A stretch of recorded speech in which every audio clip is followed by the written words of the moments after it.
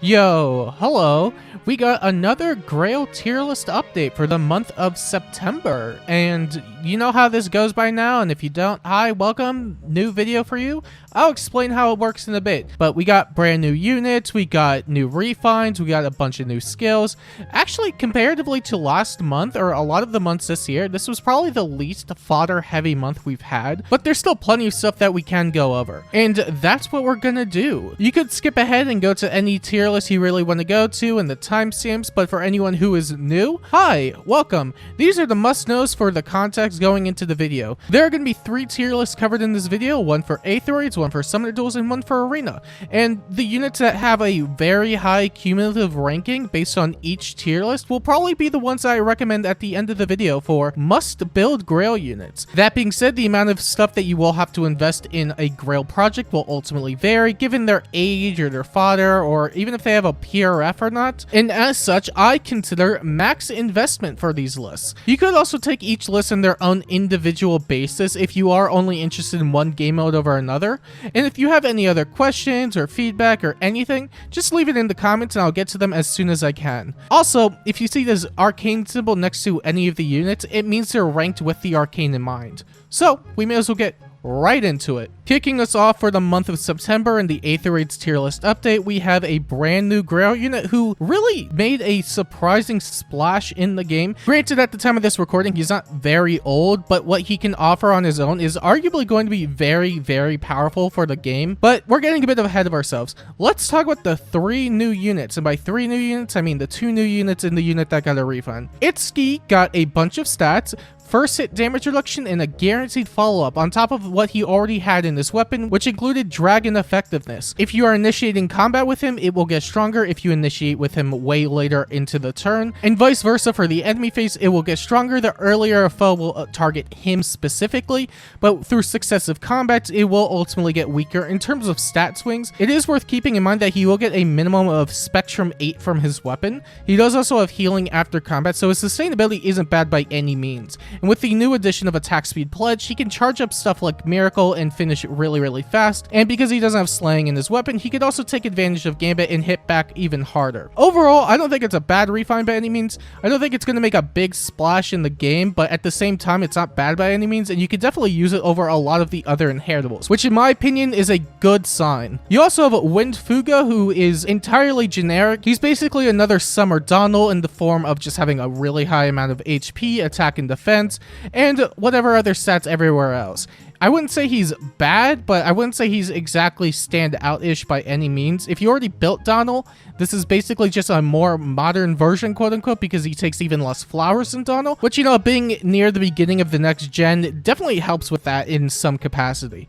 He does follow a similar route, though, where he's pretty much just going to be using stuff like Gambit, Finish, and Pledge, because in my opinion, those are probably some of the best skills you could run on him. Easily chargeable Miracle and Finish so that he could get even more true damage, stats, and healing, and his sustainability will actually be pretty good as long as he's not going up against units that have really high amounts of piercing or true damage. The one other thing I do want to highlight, though, is the new inheritable that he did bring in the Wind Tribe Club, because it grants a lot of attack and defense based on the amount of visible bonuses that he does have, and there isn't a cap with it whatsoever. So in a theoretical sense, it is possible to stack a lot of bonuses easily and get a massive amount of stats, but also because it has a guaranteed follow-up, it does have something over Wooden Tackle in the sense that you can at least potentially double. And I think the best way of thinking about it is just a mixture between Seahorse Axe and Wooden Tackle.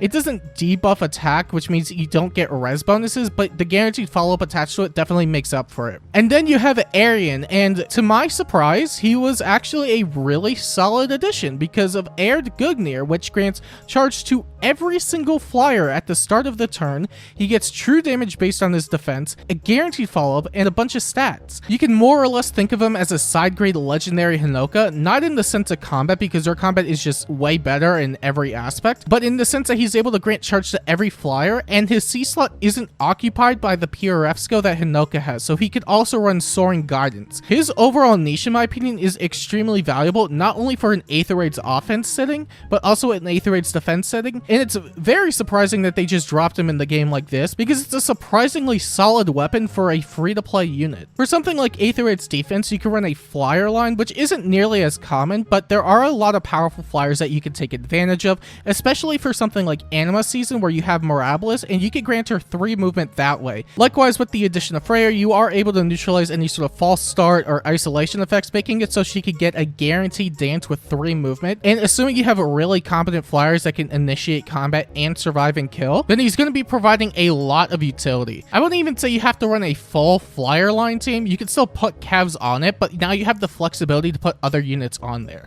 That being said, if you did want to bring him to something like Aether Raid's offense, you can absolutely do that with a hit and run set. I don't think Arian's hit and run capabilities are the greatest because he does lack Kanto, although you could grant it externally with something like Eliwood or Flame Tana or any of those. But granting charge to any sort of flyer is probably going to be one of the best things you can do, especially with modern releases such as Wind Claude, who not only has access to stuff like Flare, but he has Kanto 1 built into his weapon, and he has a really amazing player phase presence, so it's entirely possible to go in with somebody else that would otherwise act as a much better hit and run unit, set up Flare, run away, dance, do whatever you need to do to get in and get out. And with the charge status that you grant to any sort of flyer, it's entirely possible to set that up really easily, especially on an Aether Raid's offense setting where you have 2 mythic dancers that are flyers. And overall, I do think Arian is one of our better additions that we've gotten in general from the Grail shop. He offers a really good amount of utility that isn't nearly as replicable. Even if you have legendary Hinoka, he still offers stuff that she herself can't do and vice versa, and in my opinion, it is a very valuable niche to have. Other units I do want to quickly go over in the solid tier and the following tiers are Cyril, Jom, Kronya, Young Lucius, and Walhart. With the addition of attack speed pledge given to pretty much any sort of infantry unit, it is very easy to charge up specials very fast. Likewise, it is extremely valuable on something like an Arcane Darkbow because you are able to get potentially 2 specials off that have piercing, as long as you aren't getting vantaged, which in Cyril's case probably won't even be that big of a deal, although it does depend on the unit because he has a lot of overall stats. The closest comparison definitely would have been Young Innis, who does have piercing in his weapon, but with the amount of skills that are accessible to a lot of these infantry bow units, as well as just general ease of using Deadeye and Luna with Spiral 4, I don't think the difference is that big, especially since Cyril has a much more modern stat line. The other thing I do want to make highlight of is Mirabilis' remix, because she does neutralize any sort of bonus effect from the enemy team. So as long as she's able to dance, which she will always be able to because of Freya removing any sort of false start or isolation or any of that, it's very easy to get the dance going, and it grants it to every ally within 2 spaces of the unit that gets danced. So chances are everyone's going to be targeted, and the stat swings aren't going to be nearly as big as a result. And in my opinion, it has a lot more flexibility for units that may not even be as fast as Cyril or Innis, but also still have the firepower for it. I also want to talk about Young Lucius, who also again has access to the likes of attack speed pledge, but also access to defense res ploy, which can also be really good for shutting off bonuses and penalties such as unity and treachery and all those. Magical no follow-up, which halves damage reduction, making it so you can still cut through stuff that has speed based damage reduction. You shouldn't really be worried about the res based one because his res is extremely high, but you can still stack enough speed to where he's still able to quad certain units, mainly armors. He also has a similar niche of being able to get 2 specials off per combat, assuming that there aren't any guard effects, and he's able to quad to begin with. Overall, his damage output is really good, and I have no reason not to promote him as a result. Pledge is just a really great skill. But in other news that doesn't involve Pledge, we have Kronya, who I probably should have promoted last month because of the addition of Brave Robin. The addition of Brave Robin with no slaying effect in Athame or Brave means that she can loop lethality very easily. You will need to run some external cooldown support, maybe from something like an Asker or anybody else that can grant her 2 cooldown, so that way she could get lethality on the first hit and continually get lethality on her first hit. It's a relatively easy setup that, in my opinion, has a pretty decent ceiling for success, mainly because of the addition of Gatekeeper's Refine and Brave Robin. Detailed Report was already doing a lot of the heavy lifting, but with the addition of Charging Horn granting additional stats in healing after combat, on top of his relatively decent HP stat, you can not only set up infantry pulse stuff with him, but you could also provide external support, and because of Detailed Report, you can't have units just willy-nilly teleport in with Catcher basketball, so it's entirely possible to stick even more support between him and Kronia. And usually that's going to be somebody like Fallen Maria or somebody that grants damage reduction, because you don't really want her to miss kills, which is still entirely possible with the likes of Miracle and any of that. But if you have some sort of damage reduction support or Fallen Maria in the backline, which you can absolutely fit in because of Gatekeeper, I think she's going to be doing pretty well. I am not really worried all too much, but it is still easily counterable as long as, you know, you could probably place traps or do anything of the sort that makes it so she can't really get her effects going. But overall, I think she got a pretty solid boost thanks to the likes of Gatekeeper's Refund and Brave Robin, especially the latter. And before we move on, I do want to quickly talk about Walhart. I think with the rise of hidden run strategies in Gale Force, the overall appeal of his flash is definitely diminishing. Not to say it's bad by any means, but it's also way easier to just hit and run and then avoid the flash effects by all metrics. The range is still relatively good if you're enemy phasing, but otherwise it's not really going to be as effective, and I do think it still has its appeal, but again, with how easy it is to just Gale Force and hit and run nowadays, I don't think it's nearly as coveted. Other than that, I do want to quickly mention Infantry Pulse 4 and Disarm Trap 4. Infantry Pulse 4 is a relatively interesting skill because it's more or less just open domain. It's times pulse for everybody if they have max cooldown, which is great for setting up specials for everybody, and it doesn't have a turn limit, so even if you get messed up on the first turn, you can still set it up every other consecutive turn as long as it's not getting penalized. But because Freyr is a thing, it is entirely possible to set up instant special, AoE stuff, or Aether Raid's defense much more easily nowadays. Disarm Trap 4 is also surprisingly well balanced. It has half no follow-up in it, and it does neutralize the effects of Hex Trap a bit, which is surprisingly well thought out because it's intelligence systems. But even so, I think it's a great tool for hidden run strategies as well. As long as you're able to set up some sort of hidden run strategy, I think it can be very, very useful, especially for your units that don't really have the highest amount of HP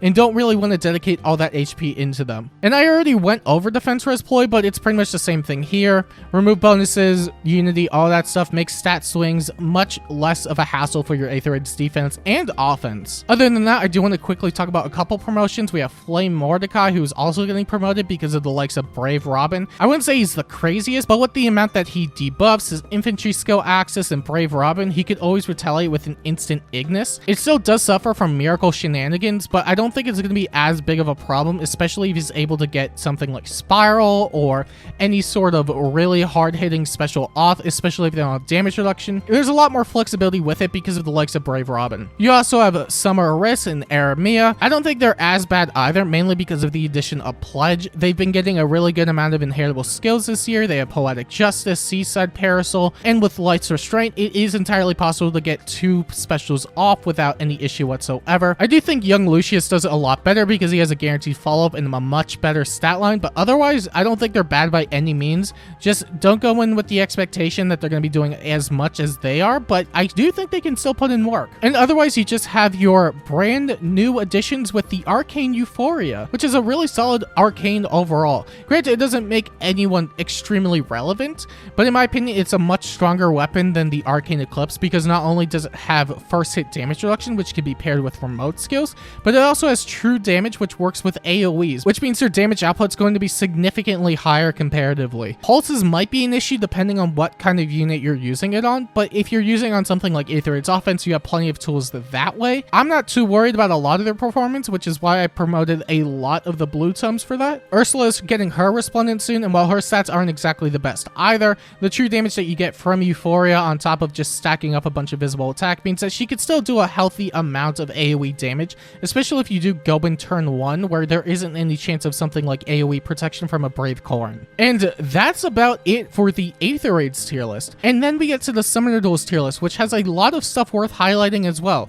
including Arian, who I already talked about in pretty decent length in the Aether Raid's tier list, but he also has a lot of decent presence in Summoner Duels. Again, at the time of this recording, he's not that old, but I guarantee you're going to be seeing a good amount of him just because of the utility he offers. In any case, before we go over the 3 units, I do want to quickly talk about the most notable changes in Legendary Alir and Defense Res Ploy 3. Both of them are relatively straightforward additions, but they also offer a lot to the player overall. Legendary Alir grants piercing to to any unit she's ally supporting, so it does help out for a lot of units that were otherwise lacking it. It's also worth highlighting that you can still use this with relatively low cooldown specials, so even for units that have access to Deadeye and Lethality, it could also be beneficial to run something like Ruptured Sky, Moonbow, Glimmer, just so you can easily charge a piercing special. And depending on the foe you go up against, it could be a lot more potent. And with Defense Res Ploy 3, I know people are pretty much just saying, oh, this is the end of Legendary Robin. It really isn't. I think it's a great addition that helps cap what his capabilities are, but it's also not the end of Robin, quote unquote, because you could still set up Unity strats really easily.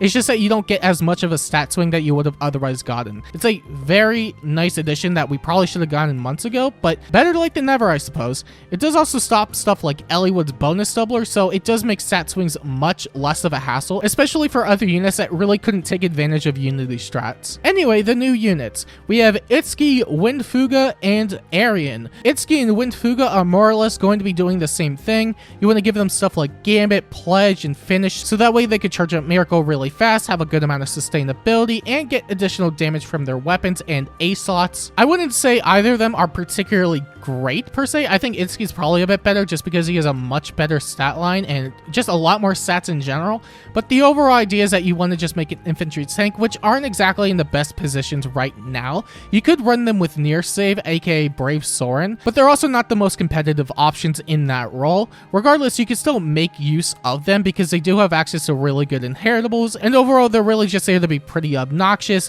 Itsuki does have Dragon Effectiveness, which can be useful against Alear matchups, but it is also worth mentioning that it is very probable that she just one-shots you back because she might either be tethered to additional damage reduction support, or she may have Miracle, which is something you're going to be seeing a lot in Summoner Duels. And as for Arian, he is a very, very fantastic addition to the game of Summoner Duels because he grants charge to every flyer. It doesn't matter what weapon type they are, as long as they're a flyer, which means you could set up a lot of obnoxious strategies that you would have otherwise set up with something like a Legendary Hinoka. Again, the big thing is that you don't have access to the likes of Kanto or Breath for everybody, but he does have access to Soaring Guidance, which in my opinion is a really good trade-off that doesn't necessarily make him better or worse than Legendary Hinoka, but it acts as a really decent side grade. You can pair him up with all sorts of flyers, whether that's Flame Tana, so you can grant Kanto even if he lacks it, so that he could hit and run and provide Soaring Guidance support. Wind Claw, because he has a really obnoxious player phase and enemy phase presence because of Deep Star and his PRF, or even Altina if you just want to get in as a raid boss. None of these units in particular are built because it will ultimately depend on the composition, but the idea is there. You bring a really powerful utility unit or a really powerful nuke or vantage unit or whatever, and he's going to be able to enable them super well because he grants charge to everybody. And in my opinion, it is a very valuable niche to have, especially in a bloated archetype that not only has access to true damage reduction, but also has access to a lot of other stuff that would allow them to perform in a much better enemy phase presence. Arian is able to at least stick out in his own way and in a really good fashion that allows him to at least perform adequately in the mode. And speaking of which, we have Cornelia, who at first I was a bit reluctant to promote, but after thinking about it for a long while, I figured this is probably the next best thing we have to a really competent Grail nuke. She has access to Magical Null Follow-Up, Holy Panic, Light's Restraint, Pledge, Defense Res Ploy. Defense Res Ploy in particular is also going to be really useful because it does pair well with her weapon, which not only debuffs but also inflicts Flash. She has Sabotage Flash built into her weapon, meaning that in a scenario where you are able to go first, you can still reliably initiate combat without any sort of worry for counterattacks, although it will ultimately depend on the unit. Most of them won't really be able to do that, and with pairing it up with a Magical Null Follow-Up, a Catria Ball, Defense Res Ploy, or even Pledge, I think she's going to be doing a really fantastic job at just nuking stuff. She does also have her healing gimmick, which can still be useful in scenarios where you want to heal up allies, whether that's for Legendary Robin HP support or whatever might fill that particular niche. Young Lucius also follows a similar niche. The only difference is that he doesn't have his Flash Sabotage. He does hit really hard and he does have a guaranteed follow-up, but otherwise he's not going to have as much of a safety net. I think he can still put in plenty of work because of his high damage output. And again, with the addition of Defense Res Ploy, it's also entirely possible to gimp a lot of stuff like Bonus Doubler and Unity that would have otherwise made his damage output a lot more difficult to get going. And in a similar case to the Aether tier list, you have the promotion of Cyril, Jump, and etc.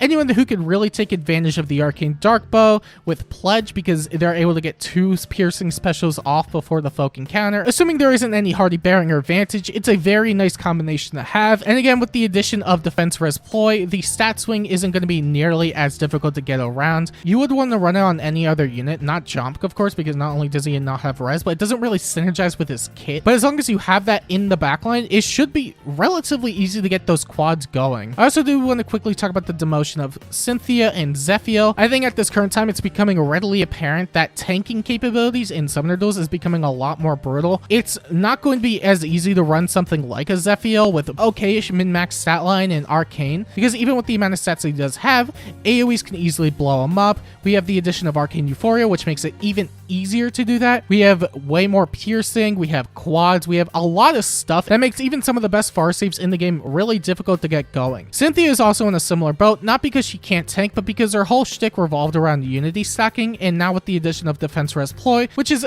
absolutely going to be everywhere in Summoner Duels, it's not going to be nearly as effective, and because of that, I did demote her to solid. I think she could still put in plenty of work if you do want to invest into her, but in my opinion, any of the flyers above her are simply going to be doing a significantly higher amount of work. Other than that, we have the promotion of a lot of blue tome units, again, mainly because Arcane Euphoria with true damage and AoE spam and all that.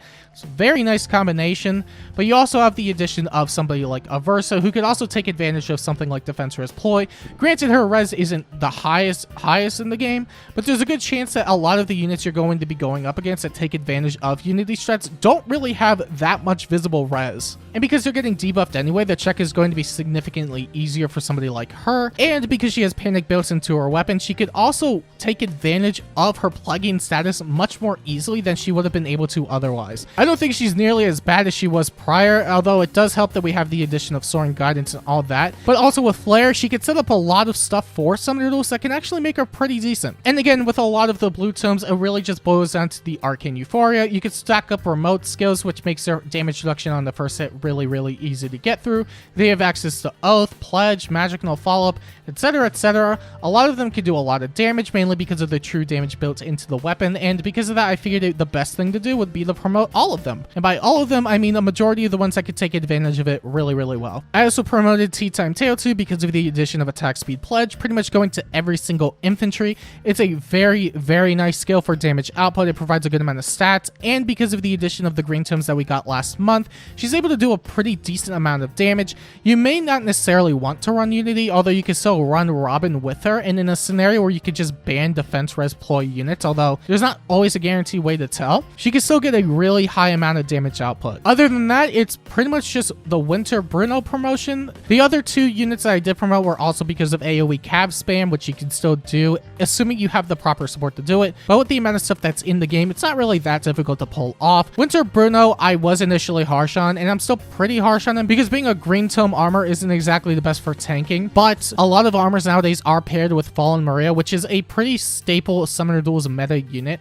so I'm willing to be a bit more flexible because he does have access to a good amount of tomes and has a decent enough stat line to take advantage of stuff like Savvy. And otherwise, I pretty much just demoted Fallen Delthea because now with the addition of Arcane Euphoria, I would argue that weapon is just a better fit, especially now that everyone is latched on the guidance support. It is convenient that she does have her own warping, but it's not anything unique to her anymore, which is why I do think demoting her was probably the best call here. You would also have to run a really high cooldown special if you want to take the most advantage of her weapon, which would be fine if she could also have access to Gambit, but unfortunately she can't use that. So yeah, if you have another Arcane Euphoria, it might not be a bad pick on her. And that's about it for the Summoner Duels list. Lastly, there is the Arena list, which is relatively straightforward. They're going to be ranked based on scoring, and the two new additions score relatively well. Both of them hit the 760 BST bin, which is some of the highest for a free-to-play unit at this time. The highest being Cyril, Murdoch, and Vigard. Cyril does have training BST, which is why he's in the 762 area, but Arian is still able to hit 760, which is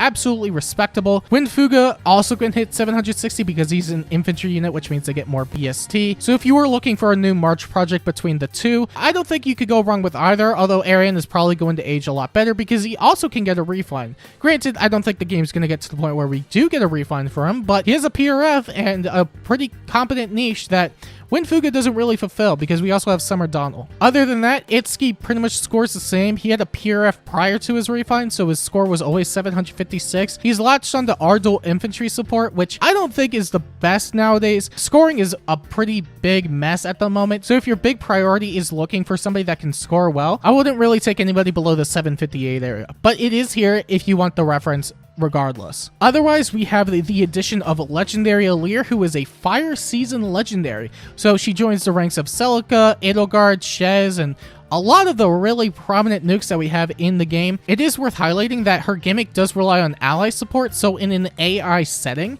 she's not going to be able to get piercing or grant anybody else piercing, which does help quite a bit if you're looking to tank with stuff, but also because the season is full of very prevalent threats, it's still going to be relatively difficult to tank regardless. That being said, if you did want to bring Itsuki, Arian, or Fuga to any sort of arena gameplay, I highly recommend the Fire Season for Itsuki and the Water Season for Arian and Fuga. Itsuki is relatively straightforward. He has Dragon Effect in this, which does help against the likes of Alear. He has damage reduction and access to stuff like Gambit and Pledge, so he can stack up damage reduction and charge up his specials really fast. There are a lot of green units in that season too, so you can still take on stuff like Edelgard, Xander, Alear, etc, etc. He will more than likely fold to the likes of Legendary Hinoka and any sort of prominent blue unit. Regardless, if you are going to be using him, Fire Season is probably the best place for him just because there are a lot of green units there. Meanwhile, with Winfuga, I think Water Season is probably the best bet for him because it also is predominantly blue. He does have a relatively min-max stat line in the sense of just having all HP, attack, and defense. So for a lot of units in that season that mainly target defense and are blue, he should be able to eat hits relatively well and retaliate back with a good amount of damage. And lastly, we have Arian, who, in my opinion, probably would work best in Water Season, not only because Hinoka is a Fire Season Legendary who already grants charge to a bunch of flyers, but because Water Season also has a good amount of flyers there too, so you could still support it with something like Legendary Sheeta, who has Kanto 2 built into her weapon, and Legendary Azura, which would make her a 3-movement dancer, which is always an incredible thing to have. You would more so run Arian in Water Season, not because of his combative prowess, but mainly because of his supportive niche that he could grant to other flyers. The only thing you would really have to watch out for is something like Legendary Ninian, but with the likes of Gambit, he should be able to shrug it off pretty well, and because he has Iods built into Erd Gungnir, he could always shrug off something like Legendary Crumb or Legendary Leaf. In my opinion, this is probably going to be the best season for him. And that's really going to be about it when it comes to the arena segment. It's relatively straightforward for the most part, and other than that, we pretty much just have the final tally. If you're looking for a decent Grail merge project, I think any of these 9 units are probably going to be your best options. Bride Larm, Dancer Eldigan, and Cornelia have really good mixed utility. The former two can take advantage of stuff like Guard Bearing 4, Lewin, Guidance 4, and all that stuff, making them not only really solid support, but they could also participate in combat if needed. And Cornelia is a really solid nuke that not only provides flash support, but now with the addition of Defense Res Ploy 3, can also provide external support that way, making it so your other nukes can go in with much more relative ease. If you're looking for something that has more score in mind, Arian, Cyril, and Vigard are great options. Vigard will arguably be the worst of the 3 because he is an armor with 1 movement, but he does score relatively well. Cyril does score the same though, but you would have to run his PRF, which is still fine, but you don't get the same benefits as you would from any sort of arcane. And for what it's worth, if you did want to run him in other modes, you could always replace the weapon. You would just have to keep his PRF4 arena. And Arian, very self-explanatory. He's a very solid scoring unit. He has a really good utility. He has a very solid niche that most units just can't replicate on their own. And he's probably one of the best Grail units that we have at this time. Granted, it's also incredibly possible that this ages like milk, but for the time being, he's a very solid merge project. But if you are looking for other must-have melee flyers, I think Har, Cormag, and Summer Shez are probably going to be your best bets. Har and Cormag have true damage reduction, which makes them some of the most bulky flyers in the game. Har does also have dual phase Brev, which means his damage output's also significantly better. Cormag does have a better tanking color though, because green isn't exactly the best, but it doesn't really matter all too much in the grand scheme of things because really they're going to be shrugging off most of it with true damage reduction and guard bearing anyway. And Summer Male Shez has a dual phase Brave weapon, but is much more speed oriented. He doesn't have the same tanking prowess as the other two, but he does have Kanto, meaning that he could go in and out of combat, set up, and still provide support to his allies whenever necessary. And overall, these 9 units are relatively solid merge project at this time. Who knows what we'll get with the next legendary and whatever next month additions that we do get, but I am hopeful that we'll get a lot more tools that will allow for more Grail units to succeed in their own archetypes. But you'll have to let me know what you think down below. If you want to see more videos like this, make sure to like and subscribe. If you have any questions, leave them down below. I'll try and answer them as soon as I can. And until next time, I'll see you later.